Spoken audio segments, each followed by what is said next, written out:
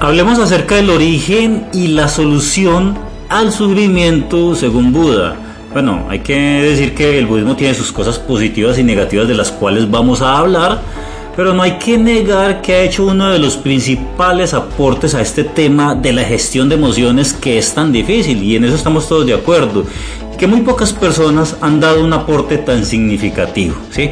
Entonces, el esfuerzo que hizo este personaje, conocido como Buda, hay que reconocerlo y admirarlo, ¿sí? Miremos cómo sucedió y qué conclusiones sacó Buda. Entonces, se dice que Buda era un príncipe que nació en la antigua India alrededor de los años 600 antes de Cristo. Él nació en medio de la opulencia, su padre era el rey y se preocupaba porque su hijo no tuviera ningún tipo de padecimiento, ¿sí? Entonces por eso lo mantenía alejado de los sufrimientos que vivía normalmente el pueblo. En algún momento en su salida a la ciudad se dio cuenta que había gente enferma y que padecía mucho, ¿sí? Entonces esto le generó mucha curiosidad porque pues eso normalmente no lo había visto él y quería saber por qué sucedía eso. Su padre, que no le dejaba salir, ¿sí? Porque no quería que, digamos, que estuviera involucrado con eso, porque quería mucho a su hijo, no quería que tuviera ningún tipo de sufrimiento, entonces no lo dejaba salir. Pero la idea creció en el hombre, ¿cierto?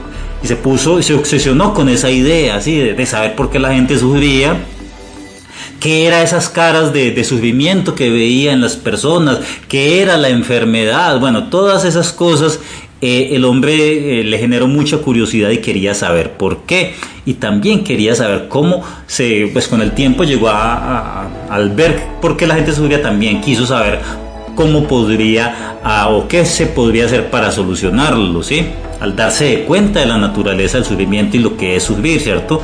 Entonces empezó a recorrer diferentes lugares, de aquí para allá, se metió a un lado, al otro, conoció una doctrina, conoció la otra, ¿sí?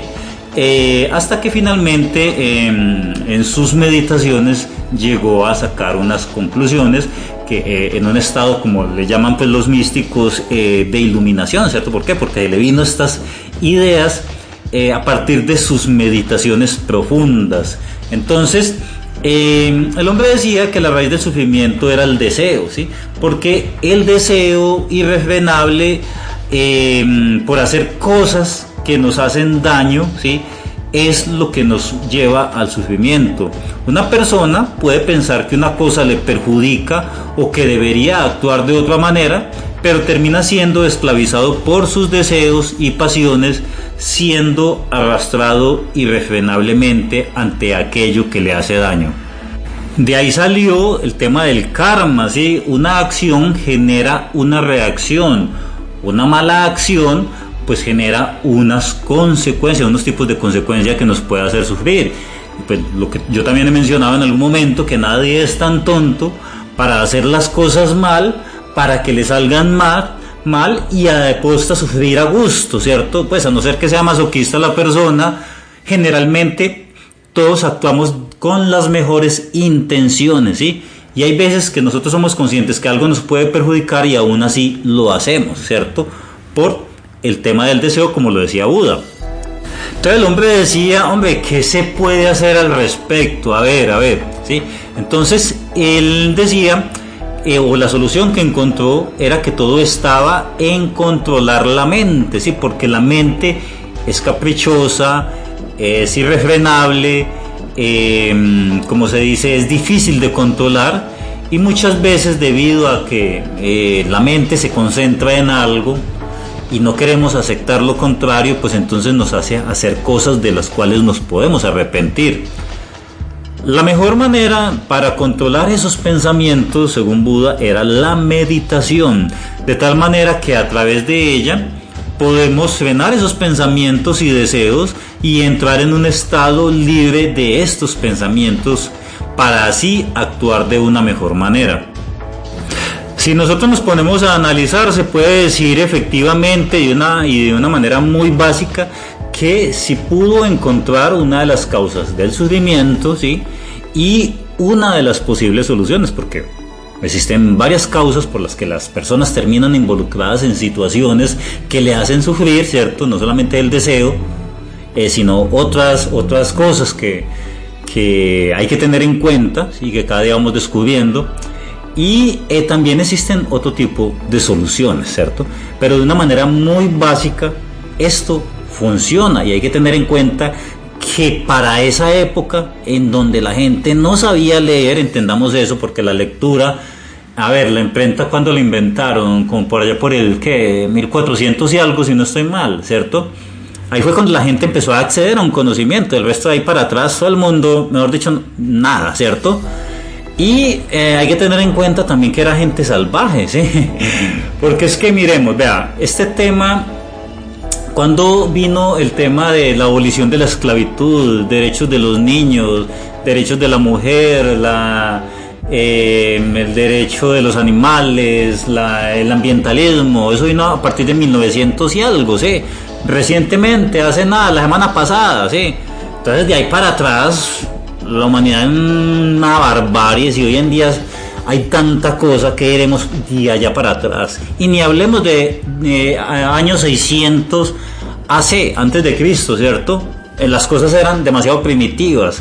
Entonces, llegar un hombre, buscar este tipo de soluciones, ¿cierto? Buscar, como se dice, plantearse este tipo de preguntas y hallar este tipo de soluciones, de verdad que es muy meritorio, ¿sí? Habla de la nobleza de ese corazón y el esfuerzo que seguramente tuvo que hacer para llegar a esas conclusiones, ¿sí? Entonces, ahí está, ¿sí? Ahí está. Entonces, obviamente para esas épocas no había tiempo para tecnicismos ni cosas raras, ¿sí? Allá lo que había que hacer, encontrar una solución básica a un problema básico, ¿sí? Y haga esta práctica y haga esto, ¿sí?